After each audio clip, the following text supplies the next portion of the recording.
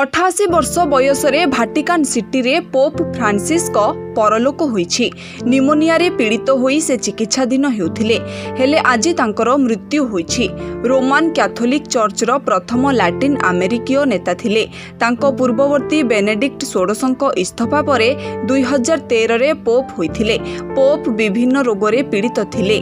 तांको पोप पदर शेष किछि मास अनेक थर हॉस्पिटल जाउथिले। तांको स्वास्थ्य अवस्था एक चिंतार विषय थिला। अर्जेंटीना रे जॉर्ज मारियो बर्गोग्लियो रे जन्मग्रहण करिथिबा फ्रांसिस थिले अमेरिकार प्रथम पोप। 76 वर्ष बयस पोन्टिफ निर्वाचित होई 12 वर्ष धरी से भाटिकान रो अमलातंत्र को पुनर्गठित करिथिले। 4टी प्रमुख शिक्षादान दलिल लिखिथिले।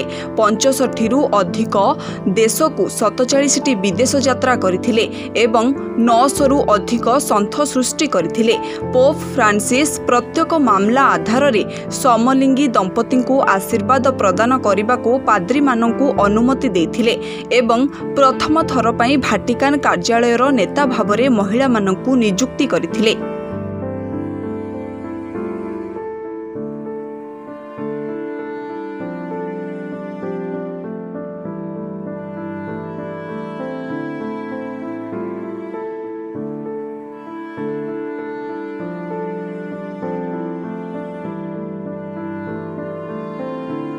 ब्यूरो रिपोर्ट ONA खबर।